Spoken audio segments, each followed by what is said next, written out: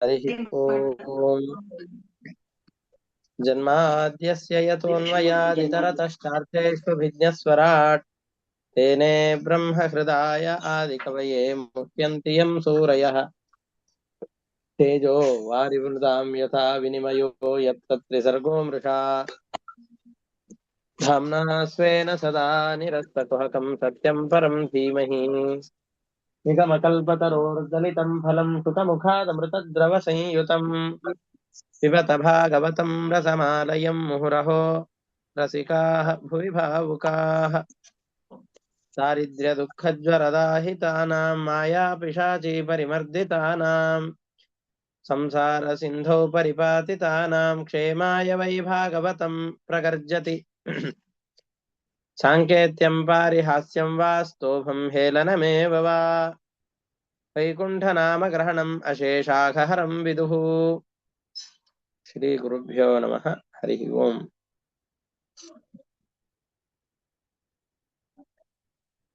ಇದರಲ್ಲಿ ಎರಡು ಅಂಶಗಳನ್ನ ನಾವು ಗಮನಿಸಿ ಮುಂದಿನ ಪಾಠಕ್ಕೆ ಹೋಗೋಣ. ಈಗಿನ ಕಾಲದ ಉಚ್ಚಿಷ್ಟ ಭೋಜನ ಮುಂತಾದವುಗಳ ಪದ್ಧತಿ ಹೇಗೆ ಅಂತಂತ ಹೇಳಿದ್ರೆ, ಇದು ಅನಿವಾರ್ಯತೆ ಅಷ್ಟೆ. ವಸ್ತುತಃ ಮಾಡಬೇಕಾದ ಕ್ರಮದಲ್ಲಿಯೇ ಮಾಡಬೇಕು. ಆದ್ರೆ ಈಗಿನ ಕಾಲಮಾನಕ್ಕೆ ಎಲ್ಲವನ್ನು ಕೂಡ ಒಗ್ಗಿಸಿಕೊಂಡು ಹೋಗ್ತಾ ಇದ್ದಾರೆ. ಅಡ್ಜಸ್ಟ್ ಮಾಡ್ಕೊಂಡು ಹೋಗೋದು ಅಂತಂತಾರಲ್ಲ, ಆ ರೀತಿಯಾಗಿ ಎಲ್ಲವನ್ನು ಈಗಿನ ಕಾಲಕ್ಕೆ ತಕ್ಕ ಹಾಗೆ ಅನುಸರಿಸಿಕೊಂಡು ಹೋಗ್ತಾ ಇದ್ದಾರೆ. ಅದರಿಂದಾಗಿ ಇದಕ್ಕೇನು ಪ್ರತ್ಯೇಕವಾದ ಉತ್ತರ ಅಂತ ಇಲ್ಲ, ವಸ್ತುತಃ ತಪ್ಪೆ. ಆದ್ರೆ ಅವರೇ ಹೇಳಿದ ಹಾಗೆ ಸಮಯ ನಮ್ಮ ಕಾಲಕ್ಕೆ ಅವ್ರದ್ದು ಮುಗಿಬೇಕು, ಬಹಳ ತಡಿಲಿಕ್ಕಾಗೋದಿಲ್ಲ ಅನ್ನೋ ಕಾರಣದಿಂದ ಒಟ್ಟಿಗೆ ಆಗತ್ತೆ ಅಷ್ಟೆ. ತಪ್ಪು ಹೌದೋ ಅಲ್ವೋ? ತಪ್ಪೆ. ಆದರೆ ಈಗ ಅದನ್ನ ತಪ್ಪು ಅನ್ನುವ ಕಲ್ಪನೆಯನ್ನು ಬಿಟ್ಟು ಹಾಗೆ ಮಾಡಿಕೊಂಡು ಹೋಗ್ತಾ ಇದ್ದೇವೆ. ಇನ್ನೊಂದು ಒಳ್ಳೆ ಪ್ರಶ್ನೆ ಏನು ಅಂತಂದ್ರೆ, ಈಗ ತಪ್ಪು ಮಾಡಿಲ್ಲ ಅಂಬರೀಷ್ ಚಕ್ರವರ್ತಿ, ತನ್ನದು ತಪ್ಪಿಲ್ಲ ಅಂತನೂ ಗೊತ್ತಿದೆ. ಯಾಕೆ ಅಂತಂದ್ರೆ ವಿದ್ವನ್ ಮಂಡಲಿಯ ಮಧ್ಯದಲ್ಲಿ ಏನ್ ಮಾಡ್ಬೇಕು ಅಂತ ತೀರ್ಮಾನ ಮಾಡಿಕೊಂಡು ಈ ನಿರ್ಣಯವನ್ನು ತೆಗೆದುಕೊಂಡಿದ್ದು. ಹಾಗಿದ್ದಾಗಿಯೂ ಇವನ್ ಯಾಕೆ ಈ ತರ ಮಾಡಿದ? ತಾನೇನಾದ್ರೂ ಪ್ರತಿಕ್ರಿಯೆಯನ್ನು ತೋರಿಸಬಹುದಾಗಿತ್ತಲ್ಲ. ಅಥವಾ ಸುದರ್ಶನ ಚಕ್ರ ಬಂದು ಕಾದತ್ತೆ, ನನ್ನನ್ನ ಕಾಯತ್ತೆ ಅನ್ನುವ ನಿಶ್ಚಯ ಇದ್ದಿದ್ರಿಂದ ಬಿಟ್ಟಿದ್ದಾನೋ?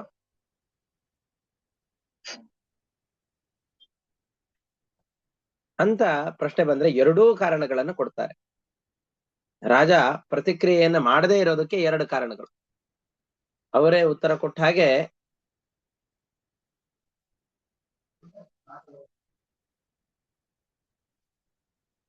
ಏನು ಅಂತಂದ್ರೆ, ಒಂದೇ ನಿಮಿಷ.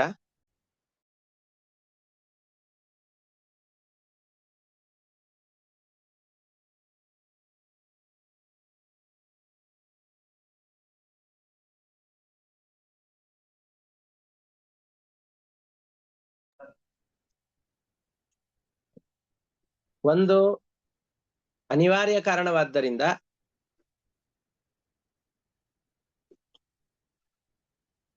ನಾನು ಈ ರೀತಿಯಾದಂತಹ ಪಾರಣೆಯನ್ನು ಮಾಡಿದ್ದೇನೆ, ಇದು ದೋಷ ಅಲ್ಲ ಅಂತ ಅವನಿಗೆ ಗೊತ್ತಿದೆ. ನಾನು ತಪ್ಪೇ ಮಾಡದೇ ಇದ್ದಾಗ ಯಾರಾದರೂ ನನ್ನ ಆಕ್ರಮಣವನ್ನು ಮಾಡಿದ್ರು ಅಂತಂದ್ರೆ ವಿಷ್ಣು ಚಕ್ರದಿಂದ ಖಂಡಿತವಾಗಿ ನನ್ನ ರಕ್ಷಣೆ ಇದ್ದೇ ಇದೆ ಅಂತ ಈಗ ಅವರು ತಿಳಿಸಿದ ಹಾಗೆ ಅದು ಒಂದಂತರೂ ಖಂಡಿತವಾಗಿ ಇದ್ದೇ ಇದೆ. ಅದು ಪ್ರಧಾನವಾದ ಕಾರಣ. ಅಷ್ಟೇ ಅಲ್ಲದೇನೆ,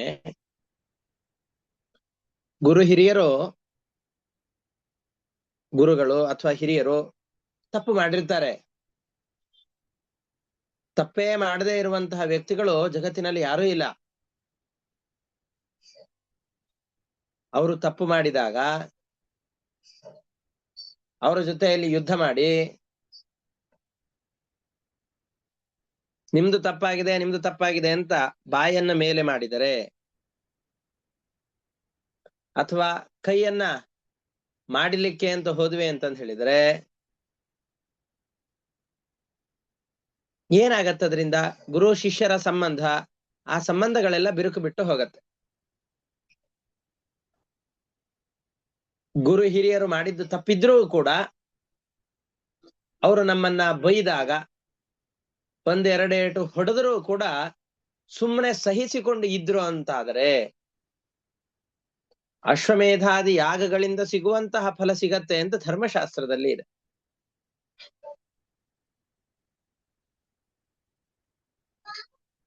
ಹಾಗಾಗಿ ದುರ್ವಾಸ ಋಷಿಗಳು ಗುರುಸ್ಥಾನದಲ್ಲಿರುವವರು, ಮಹಾಜ್ಞಾನಿಗಳು, ಹಿರಿಯರಾದವರು.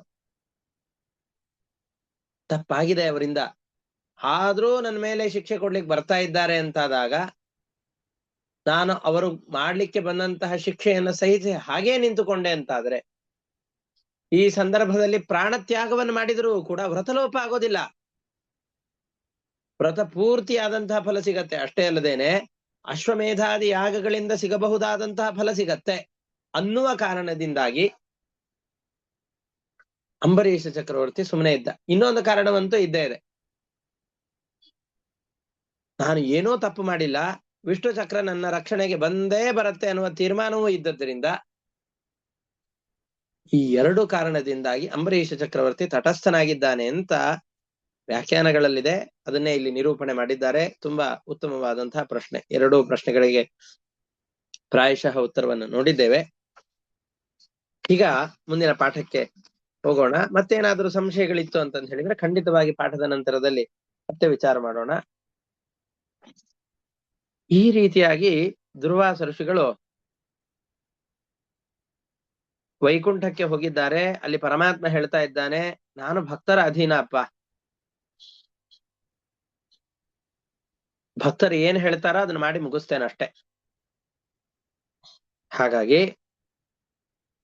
ನಾಭಾಗನ ಮಗನಾದಂತಹ ಅಂಬರೀಷ ಚಕ್ರವರ್ತಿಯ ಬಳಿಯಲ್ಲಿಯೇ ಹೋಗಿ ಅವನನ್ನೇ ಮೊರೆ ಹೊಂದು, ಅವರೇ ನಿನ್ನನ್ನು ರಕ್ಷಣೆ ಮಾಡಿ ಯಾರು, ನನ್ನ ಕೈಯಲ್ಲೂ ಏನೂ ಇಲ್ಲ ಅಂತ ಹೇಳಿದರು. ಈ ಎಲ್ಲ ಕಥೆಗಳ ಸಾರಾಂಶ ಅಥವಾ ಮಥಿತಾರ್ಥ ಏನು ಅನ್ನೋದನ್ನ ಆಮೇಲೆ ತೋರಿಸ್ತೇನೆ. ಅದ ಕೊನೆಗೆ ಇನ್ನೊಂದು ಪಾಠದಲ್ಲಿ ಅದನ್ನ ಹೇಳ್ತೇನೆ, ನಾಳೆ ಪಾಠದಲ್ಲಿ ಹೇಳ್ತೇನೆ.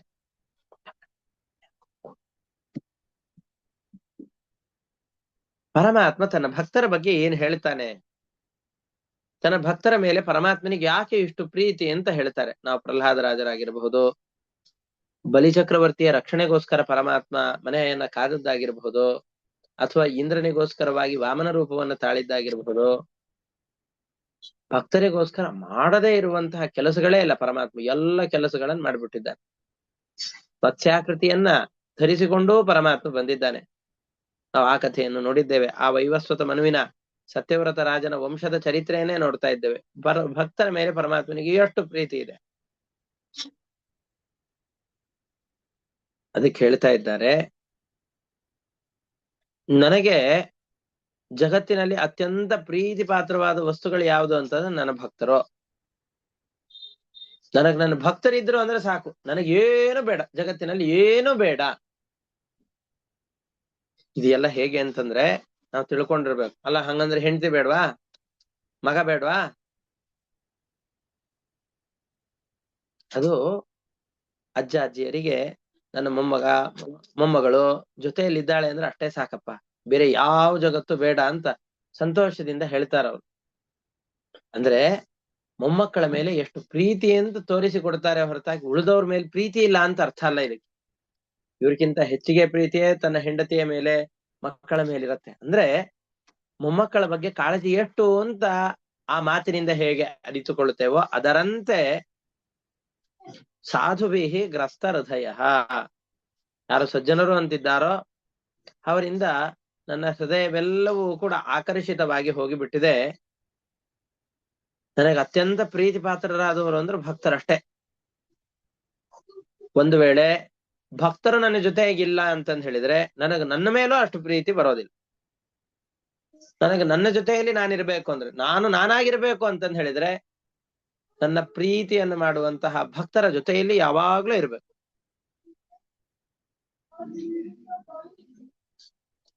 ನನ್ನ ಹೆಂಡತಿಯಾದಂತಹ ಲಕ್ಷ್ಮೀದೇವಿಯೂ ಬೇಡ, ನನಗ್ ಭಕ್ತರೇ ಬೇಕು. ಇದನ್ನು ನಾವ್ ಹಿಂದೆ ನನ್ ಹೆಂಡತಿ ಇಲ್ಲ ಅಂದ್ರೂ ತೊಂದ್ರೆ ಇಲ್ಲ, ಮೊಮ್ಮಕ್ಕಳಿದ್ರೆ ಸಾಕು ಅಂತಂದ್ರೆ, ಹೆಂಡತಿ ಇಲ್ಲ ಅಂತಂದ್ ಹೇಳಿದ್ರೆ ಕಷ್ಟ. ಅದಕ್ಕೆ ಆ ಅರ್ಥ ಅಲ್ಲ, ಮೊಮ್ಮಕ್ಕಳ ಮೇಲೆ ಬಹಳ ಪ್ರೀತಿ ಇದೆ ಅಂತ ಅಷ್ಟೇ ಅರ್ಥ.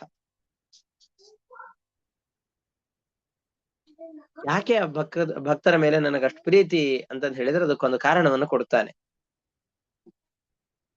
ಹೆಂಡತಿ, ಮನೆ, ಮಕ್ಕಳು, ಐಹಿಕ ಪಾರತ್ರಿಕವಾದಂತಹ ಸಂಪತ್ತು, ಕೊನೆಗೆ ತನ್ನ ಪ್ರಾಣ, ಇವೆಲ್ಲವನ್ನೂ ಕೂಡ ಭಗವಂತನಿಗೋಸ್ಕರ ಅಂತ ತ್ಯಾಗ ಮಾಡಿ, ಯಾವುದರಲ್ಲೂ ಕೂಡ ಅತಿಯಾದ ಆಸಕ್ತಿಯನ್ನು ತಾಳದೇನೆ ನನ್ನನ್ನೇ ಶರಣು ಹೊಂದಿದ್ದಾರೆ. ಅಂತಹ ಭಕ್ತರನ್ನ ನಾನು ಹೇಗ್ ಬಿಟ್ಟು ಬಿಡ್ಲಿ? ಆ ಭಕ್ತರನ್ನು ಬಿಟ್ಟು ಬದುಕಲಿಕ್ಕಾದ್ರೂ ಹೇಗೆ ಸಾಧ್ಯ? ಇವರೆಲ್ಲ ಹೆಂಗ ವಶಪಡಿಸ್ಕೊಂಡಿದ್ದಾರೆ ಅಂತಂದ್ರೆ, ನನ್ನನ್ನ ಒಳ್ಳೆ ಸ್ವಭಾವದ ಹೆಂಡತಿಯರು, ಅಂದ್ರೆ ಕಾಟ ಕೊಟ್ಟು ನಾ ಹೇಳಿದ್ದನ್ನೇ ಕೇಳಬೇಕು ಅಂತ ಹೇಳುವ ಹೆಂಡತಿಯರಲ್ಲ, ಪ್ರೀತಿ ಮಾಡಿ ಗಂಡನನ್ನ ಒಲಿಸಿಕೊಂಡಂತಹ ಹೆಂಡತಿ. ಗಂಡ ತಾನು ಹೇಳುವ ಹಾಗೆ ಕೇಳುವ ಹಾಗೆ ಮಾಡ್ತಾಳೆ. ಅದಕ್ಕೆ ಪ್ರೀತಿ ಒಂದೇ ಕಾರಣ. ನಾವು ಒತ್ತಾಸೆಯಿಂದ ಭಯದಿಂದ ಏನ್ ಮಾಡಿದ್ರು ಕೂಡ ಆ ರೀತಿಯಾಗಿ ಮಾಡ್ಲಿಕ್ಕೆ ಆಗೋದಿಲ್ಲ, ಗಂಡನನ್ನ ವಶದಲ್ಲಿ ಇಟ್ಕೊಳಿಕ್ ಆಗೋದಿಲ್ಲ. ಮೋಸ ವಂಚನೆಗೆ ಅವಕಾಶಗಳಿರುತ್ತೆ. ಆದ್ರೆ ಯಾವ ಸಾಧ್ವಿಯಾದಂತಹ ಸ್ತ್ರೀ, ಪತಿವ್ರತೆಯಾದಂತಹ ಮಹಿಳೆ ತನ್ನ ಗಂಡನನ್ನ ನಿರತಿಶಯವಾದಂತಹ ಪ್ರೀತಿಯನ್ನ ಮಾಡಿ ತನ್ನ ವಶವಾಗುವ ಹಾಗೆ ಮಾಡಿಕೊಳ್ತಾಳೋ, ಪ್ರೀತಿಯಿಂದ ಮಾತ್ರ. ಅದರಂತೆ ನನ್ನ ಭಕ್ತರು ಕೂಡ ನನ್ನನ್ನ ತಮ್ಮ ಅತಿಯಾದ ಪ್ರೀತಿಯಿಂದ, ಅತಿಯಾದ ಸ್ನೇಹದಿಂದಾಗಿ, ಅತಿಯಾದ ತಪಸ್ಸಿನಿಂದಾಗಿ ನನ್ನನ್ನ ಒರಲಿಸಿಕೊಂಡು ಬಿಟ್ಟಿದ್ದಾರೆ. ಕೊನೆಗೆ ನಾನು ಏನು ಕೊಡ್ತೇನೆ ಅಂತಂದ್ರೂ ಬೇಡ ಅಂತಂತಾರೆ. ಎಲ್ಲರೂ ಕೇಳೋದು ಸ್ವರ್ಗ, ಮೋಕ್ಷ ಮುಂತಾದಂತಹ ಪುರುಷಾರ್ಥಗಳು ಬೇಕು, ನಾವು ಇಲ್ಲಿದ್ದಾಗ ಒಳ್ಳೆ ಮನೆಯಲ್ಲಿರ್ಬೇಕು, ಒಳ್ಳೆ ಕಾರುಗಳಿರ್ಬೇಕು, ಕೈಕಾಲುಗಳಿಗೆ ಆಳುಗಳಿರ್ಬೇಕು, ರುಚಿ ರುಚಿಯಾದ ಆಹಾರ ವಿಹಾರಗಳೆಲ್ಲ ಇರಬೇಕು ಅಂತ ಆಸೆ ಪಡ್ತಾರಲ್ಲ. ನನ್ನ ಭಕ್ತರನ್ನು ಹೋಗಿ ನಿಮಗೇನ್ ಬೇಕು ಅಂತ ಕೇಳಿ, ನಾನೇನಾದ್ರೂ ಹೋಗಿ ಏನಾದ್ರೂ ಬೇಕಾ ಅಂತ ಕೇಳಿದ್ರೆ, ನಾನೇನು ನಿನ್ ಜೊತೆಯಲ್ಲಿ ವ್ಯಾಪಾರ ಮಾಡ್ಲಿಕ್ಕೆ ಬಂದವನೇನೋ ಅಂತ ನನ್ ಗದರಿಸಿ ಕಳಿಸ್ಬಿಡ್ತಾರೆ.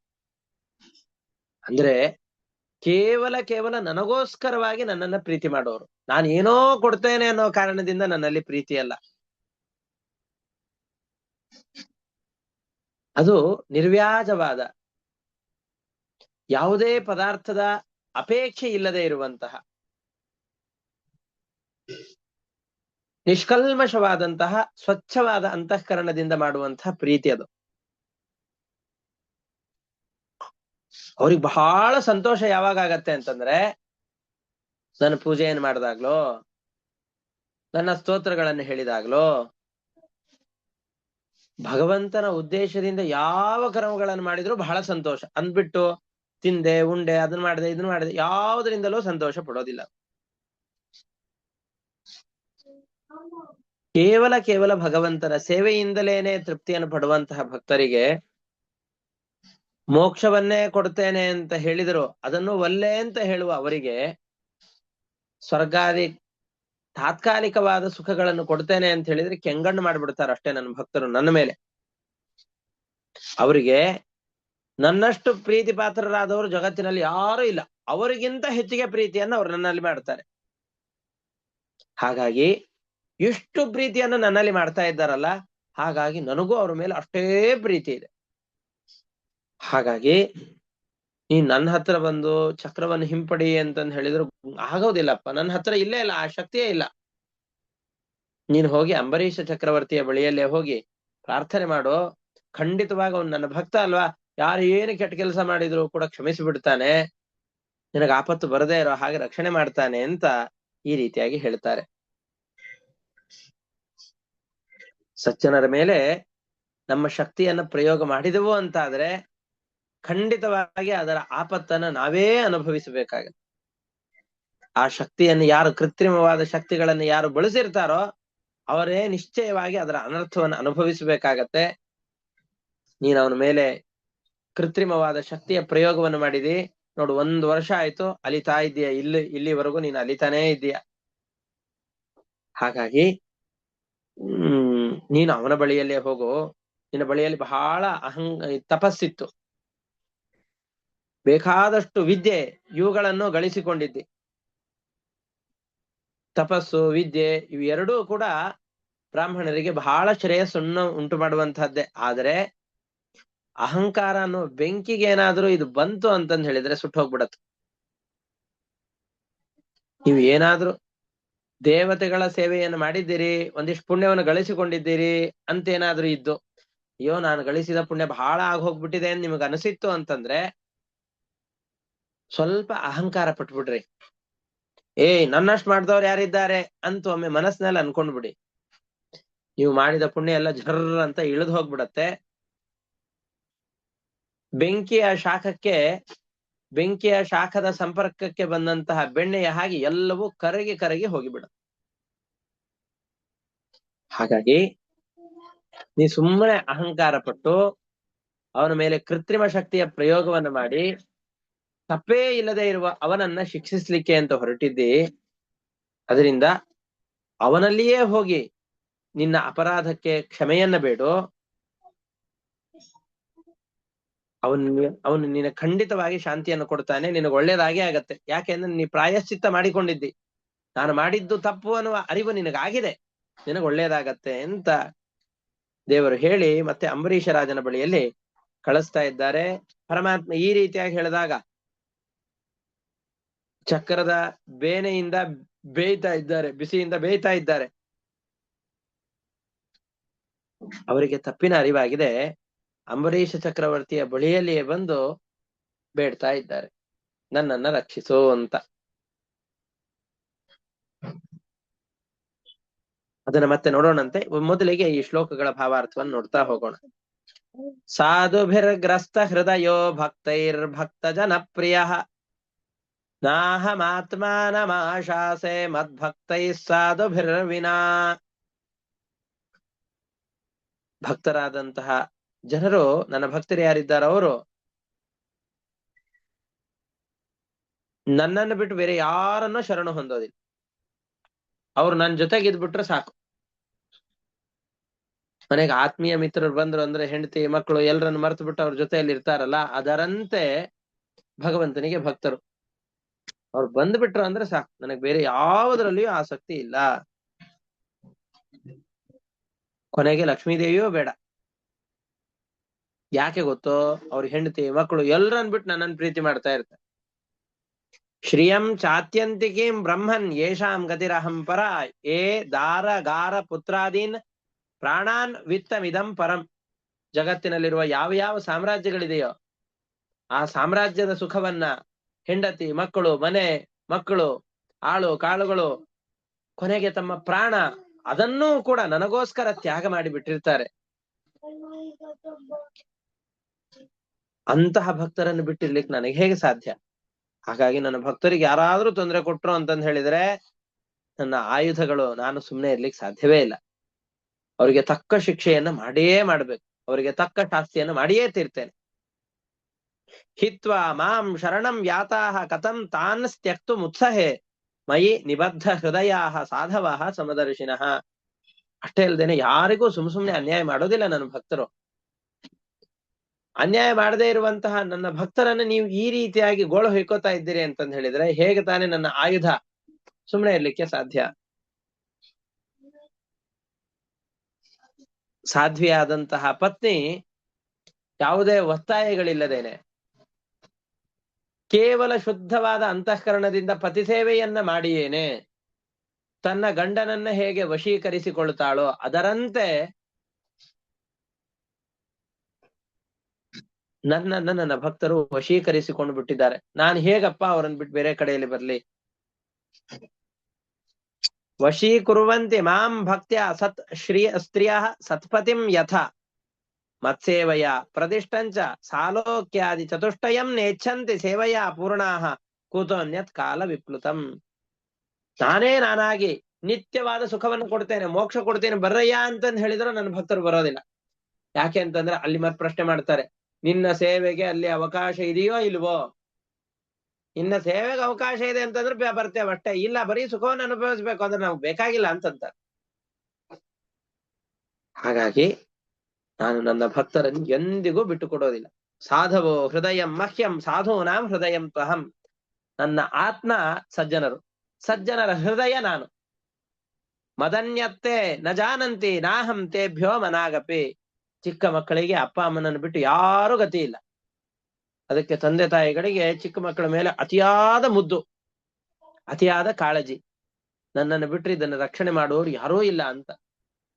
ಅದರಂತೆ ಪರಮಾತ್ಮನನ್ನು ಬಿಟ್ಟು ಬೇರೆ ಯಾರೂ ಇಲ್ಲ ನನಗೆ ರಕ್ಷಕರು ಅಂತ ತಿಳಿದಂತಹ ಸಜ್ಜನರು ಯಾರಿದ್ದಾರಲ್ಲ, ಅಂತಹ ಸಜ್ಜನರಿಗೆ ಪರಮಾತ್ಮನ ಮೇಲೆ ಅಷ್ಟು ವಿಶ್ವಾಸ ಇರೋದ್ರಿಂದ ಅನಿವಾರ್ಯವಾಗಿ ಪರಮಾತ್ಮ ಅಷ್ಟು ವಿಶ್ವಾಸವನ್ನು ತನ್ನ ಮೇಲೆ ಮಾಡಿದಂತಹ ವ್ಯಕ್ತಿಗಳನ್ನ ರಕ್ಷಣೆ ಮಾಡುವ ಜವಾಬ್ದಾರಿಯನ್ನು ಹೊತ್ತಿದ್ದಾನೆ. ಆದರೂ ನೀನೂ ನನ್ನ ಭಕ್ತನಾಗಿ ಬಂದಿದ್ದಿ. ಅಂಬರೀಷ ಚಕ್ರವರ್ತಿ ಹೇಗೆ ಭಕ್ತನೋ ಹಾಗೆ ನೀನೂ ನನ್ನ ಭಕ್ತನೇ. ಆದ್ರೆ ತಾತ್ಕಾಲಿಕವಾದ ದೋಷ ನಿನ್ನಿಂದ ಆಗಿದೆ, ಆದ್ರೂ ನಿನಗೊಂದು ಉಪಾಯ ಹೇಳ್ತೇನೆ ಬಾ ಅಂತ ಹೇಳಿದ. ಮದನ್ಯತ್ತೆ ನ ಜಾನಂತಿ ನಾಹಂ ತೇಭ್ಯೋ ಮನಾಗಪಿ ಉಪಾಯಂ ಕಥಯಿಷ್ಯಾಮಿ ತವ ವಿಪ್ರ ಶೃಣುಷ್ವ ತತ್. ನಿನಗೆ ಈ ಆಪತ್ತಿನಿಂದ ಪಾರಾಗುವ ಒಂದು ಉಪಾಯವನ್ನು ಹೇಳ್ತೇನೆ, ಅದನ್ನು ಕೇಳು ಅಂತ ಹೇಳಿದ. ಅಯಂ ಹ್ಯಾತ್ಮಾಭಿಚಾರಾಸ್ತೆ ಯತಸ್ತಂ ಯಾತು ವೈ ಭವಾನ್ ಸಾಧುಷು ಪ್ರಹಿತಂ ತೇಜಃ ಪ್ರಹರ್ತಃ ಕುರುತೆ ಭಯಂ. ನೀನೀಗ ಕೃತ್ರಿಮ ಶಕ್ತಿಯನ್ನು ಸೃಷ್ಟಿ ಮಾಡಿ ನನ್ನ ಭಕ್ತನಾದ ಅಂಬರೀಷ ಚಕ್ರವರ್ತಿಯ ಮೇಲೆ ಪ್ರಯೋಗ ಮಾಡಿದ್ದಿ. ಸಜ್ಜನರಿಗೆ ನಾವು ಅಪಾಯವನ್ನುಂಟು ಮಾಡ್ಲಿಕ್ಕೆ ಯಾವ ಕೆಲಸ ಮಾಡಿದ್ರೋ ಆ ಕೆಟ್ಟ ಕೆಲಸವನ್ನು ಮಾಡ್ಲಿಕ್ಕೆ ಹೋದವನಿಗೇನೆ ಅದು ತಿರುಗು ಬಾಣವಾಗತ್ತೆ ಹೊರತಾಗಿ ಸಜ್ಜನರಿಗೆ ಅದರಿಂದ ಆಪತ್ತುಗಳಿಲ್ಲ. ವಿಪ್ರರ ದೊಡ್ಡ ಶಕ್ತಿ ಯಾವುದು ಅಂತಂದ್ರೆ ಅವರು ಗಳಿಸಿದ ತಪಸ್ಸು ಮತ್ತು ವಿದ್ಯೆ. ಅಹಂಕಾರ ಪಟ್ರೆ ತಪಸ್ಸು ನಾಶವಾಗತ್ತೆ, ವಿದ್ಯೆಯೂ ನಾಶವಾಗತ್ತೆ. ನಿನಗೆ ಅಹಂಕಾರ ಬಂದಿತ್ತು, ನನ್ನನ್ನು ಬಿಟ್ಟು ಇವನು ಅಪರಾಧ ಮಾಡಿದ್ದಾನೆ ಊಟ ಮಾಡಿ ಅಂತ ಅವನ ಮೇಲೆ ಕೋಪದಿಂದ ಮಾಡದೇ ಇರುವ ಅಪರಾಧಕ್ಕೋಸ್ಕರ ಕೃತ್ರಿಮವನ್ನು ಸೃಷ್ಟಿ ಮಾಡಿದೆ. ನಿನ್ನ ತಪಸ್ಸು ವಿದ್ಯೆಯ ಅಹಂಕಾರದಿಂದ ಮೆರೆದಿ ನಿನ್ನ ಅಹಂಕಾರ ನಾಶವಾಗಿ ಹೋಗಿದೆ. ತಪೋ ವಿದ್ಯಾಚ ವಿಪ್ರಾಣಾಂ ನಿಶ್ರೇಯಸ ಕರೆ ಉಭೆ ತಯೇವ ದುರ್ವಿನೀತಸ್ಯ ಕಲ್ಪೇತೆ ಕರ್ತುರನ್ಯಥಾ. ಆ ತಪಸ್ಸು ಮತ್ತು ವಿದ್ಯೆಗಳನ್ನ ಕೆಟ್ಟ ಕೆಲಸಗಳಿಗೆ ಬಳಸಿದರೆ ಅದು ತನ್ನ ನಾಶಕ್ಕೆ ಕಾರಣವಾಗತ್ತೆ. ನಿನಗೆ ತಪಸ್ಸು ವಿದ್ಯೆಗಳ ಎರಡೂ ಇತ್ತು, ಆದರೆ ಕೆಟ್ಟ ಕೆಲಸಗಳಿಗೆ ನಿನ್ನ ತಪಸ್ಸು ವಿದ್ಯೆಗಳನ್ನು ಉಪಯೋಗಿಸಿದರ ಪ್ರಭಾವವಾಗಿ ಆ ತಪಸ್ಸಿನಿಂದ ಅನರ್ಥ ಏನು ಉಂಟಾಗಿತ್ತೋ ಆ ಅನರ್ಥ ನಿನಗೇ ಬಂದಿದೆ. ಆ ಅಹಂಕಾರದ ಫಲವನ್ನು ನೀನೇ ಅನುಭವಿಸಬೇಕಾಗಿದೆ. ಅದರಿಂದ ಬ್ರಹ್ಮನ್ ಸ್ತದ್ಗಚ್ಚ ಭದ್ರಂತೆ ನಾಭಾಗ ತನಯಂ ನೃಪಂ ಕ್ಷಮಾಪಯ ಮಹಾಭಾಗಂ ತತಃ ಶಾಂತಿರ್ ಭವಿಷ್ಯತಿ. ಅಂಬರೀಷ ಚಕ್ರವರ್ತಿಯ ಬಳಿಯಲ್ಲಿ ಹೋಗು, ನನ್ನ ತಪ್ಪಾಯ್ತು ಅಂತ ಬೇಡಿಕೊ, ಅವನು ನಿನ್ನನ್ನು ಕ್ಷಮಿಸ್ತಾನೆ, ನಿನಗೆ ಒಳ್ಳೇದಾಗ್ಲಿ ಅಂತ ಹೇಳಿದ. ಇಷ್ಟು ಹೇಳಿದಾಗ ದೂರ್ವಾಸರು ಏನ್ ಮಾಡಿದ್ರು ಅನ್ನೋದನ್ನ ಶುಕಾಚಾರ್ಯ ಹೇಳ್ತಾ ಇದ್ದಾರೆ. ಏವಂ ಭಗವತಾದಿಷ್ಟೋ ದುರ್ವಾಸಾಶ್ಚಕ್ರತಾಪಿತಃ ಅಂಬರೀಷಮುಪಾವೃತ್ಯ ತತ್ಪಾದೋ ದುಃಖಿತೋ ಗ್ರಹೀತ್. ಈ ರೀತಿಯಾಗಿ ಸುದರ್ಶನ ಚಕ್ರದ ತಾಪದಿಂದ ದಗ್ಧನಾದಂತಹ ಅಂಬರೀಷ ಚಕ್ರವರ್ತಿ, ದುರ್ವಾಸ ಋಷಿಗಳು ಅಂಬರೀಷ ಚಕ್ರವರ್ತಿಯ ಬಳಿಯಲ್ಲಿ ಬರ್ತಾ ಇದ್ದಾರೆ. ಅವನ ಪಾದದ ತಳದಲ್ಲಿ ಬಿದ್ದು ನಮಸ್ಕಾರ ಮಾಡ್ಲಿಕ್ಕೆ ಅಂತ ಹೋಗ್ತಾ ಇದ್ದಾರೆ. ನನ್ನದು ಅಪರಾಧ ಆಯ್ತು ಕ್ಷಮಿಸು ಅಂತ ಕೇಳ್ತಾ ಇದ್ದಾರೆ. ಆದ್ರೆ ಮಹಾಜ್ಞಾನಿಗಳು, ಲೋಕಕ್ಕೆ ಶಿಕ್ಷಣವನ್ನು ಕೊಡುವಂತಹ ಗುರುಗಳು ಅವರು ಪಾದದ ಬಳಿಯಲ್ಲಿ ಬಿದ್ದದ್ದನ್ನು ನೋಡಿ ಅಂಬರೀಷ ಚಕ್ರವರ್ತಿಗೆ ಸ್ವಲ್ಪ ಮುಜುಗರವಾಯ್ತು, ಲಜ್ಜೆ ಬಂತು. ಮುನಿಗಳ ದುಃಖವನ್ನು ನೋಡಿ ದುಃಖಿತನಾಗ್ತಾ ಇದ್ದಾನೆ, ತಾನು ದುಃಖಿತನಾಗ್ತಾ ಇದ್ದಾನೆ. ಅವರ ಅಭಿಪ್ರಾಯವನ್ನ ಕೇಳಿ ಸುದರ್ಶನ ಚಕ್ರದಿಂದ ತಾಪಿತರಾದಂತಹ ಅವರನ್ನ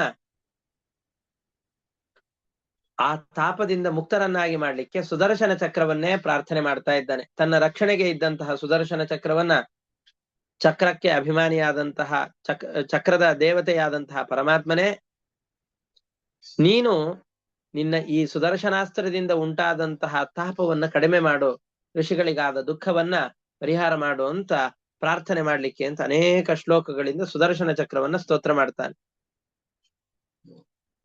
ತಸ್ಯ ತದ್ವ್ಯಸನಂ ವೀಕ್ಷ್ಯ ಪಾದಸ್ಪರ್ಶ ವಿಲಜ್ಜಿತಃ.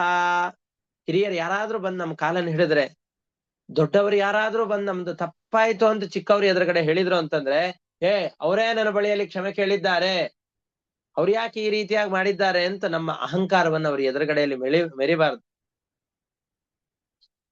ಸ್ಥಾನ ಪ್ರಯುಕ್ತವಾಗಿ, ವಿದ್ಯೆ ಪ್ರಯುಕ್ತವಾಗಿ ಯಾರು ಹಿರಿಯರಾಗಿರ್ತಾರೋ ಅಂತಹ ವ್ಯಕ್ತಿಗಳಲ್ಲಿ ನಮ್ದು ತಪ್ಪಾಯ್ತು ಅಂತ ಅವ್ರು ಏನಾದ್ರೂ ಕೇಳಿಕೊಂಡು ಪಾದಗಳನ್ನು ಹಿಡಿದ್ರೆ, ವಸ್ತುತಃ ಅವರು ಮಾಡಿದ್ದು ತಪ್ಪೇ ಆದರೂ ಕೂಡ ಅದರಿಂದ ಅನರ್ಥ ಕಾಲನ್ನು ಹಿಡಿಸಿಕೊಂಡಂತಹ ವ್ಯಕ್ತಿಗೆ ಬರುತ್ತೆ. ಹಾಗಾಗಿ ಅದರಿಂದ ಲಜ್ಜೆ ಉಂಟಾಯಿತು ಅಂಬರೀಷ ಚಕ್ರವರ್ತಿಗೆ. ತಾತ್ಕಾಲಿಕವಾದ ಯಾವುದೋ ಒಂದು ದೋಷವಶದಿಂದಾಗಿ ಅವರು ಈ ರೀತಿಯಾಗಿ ಮಾಡಿರಬಹುದು, ಆದ್ರೆ ಸ್ವಭಾವದಲ್ಲಿ ಮಹಾಜ್ಞಾನಿಗಳವರು.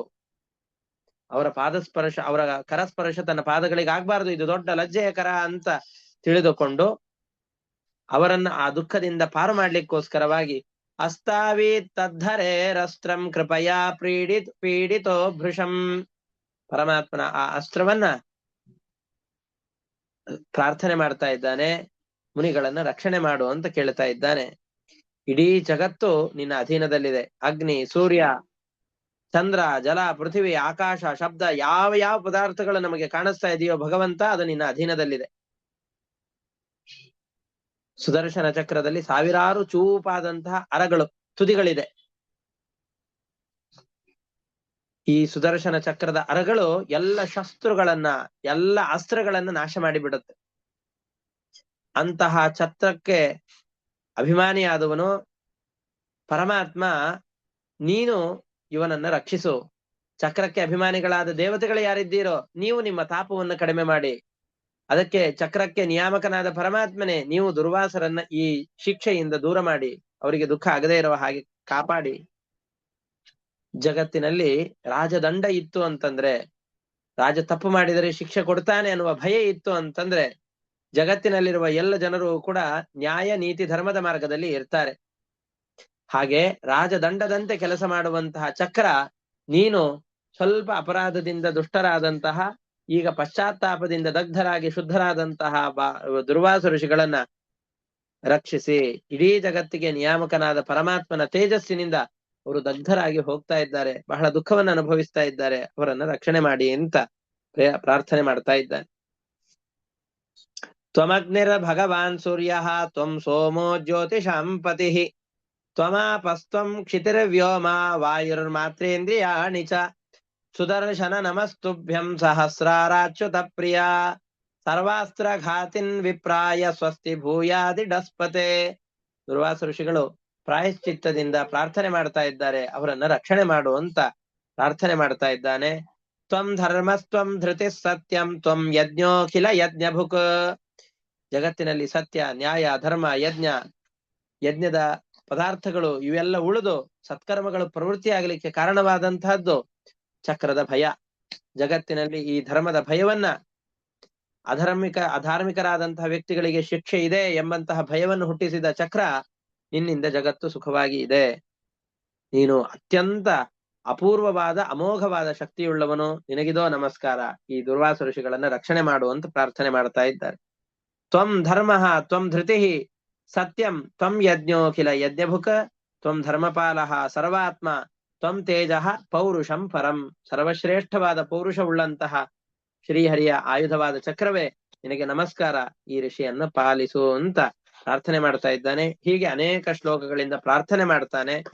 ಆಮೇಲೆ ಚಕ್ರ ಶಾಂತವಾಗತ್ತೆ. ಆದ್ಮೇಲೆ ದುರ್ವಾಸರು ಹೇಳುವಂತಹ ಮಾತುಗಳು ಕೂಡ ಅಮೋಘವಾಗಿ ಅದ್ಭುತವಾಗಿದೆ. ಅದೆಲ್ಲವನ್ನು ಕೂಡ ಮತ್ತೆ ಮುಂದಿನ ಪಾಠದಲ್ಲಿ ನೋಡೋಣ ಅಂತ ಹೇಳ್ತಾ ಇಷ್ಟಕ್ಕೆ ಇಂದಿನ ಪಾಠವನ್ನು ಮುಕ್ತಾಯ ಮಾಡೋಣ. ಹರಯೇ ನಮಃ. ಶ್ರೀಕೃಷ್ಣಾರ್ಪಣಮಸ್ತು. ಅನೇನ ಭಾವಿ ಯತ್ಪುಣ್ಯಂ ತೇನ ಪ್ರೀಣಾತು ಕೇಶವಃ. ಹರಯೇ ನಮಃ. ಶ್ರೀಕೃಷ್ಣಾರ್ಪಣಮಸ್ತು. ನಮಸ್ಕಾರ ಗುರುಗಳೇ. ಗುರುಗಳೇ, ಒಂದು ಪ್ರಶ್ನೆ ಕೇಳ್ಬೋದಾ?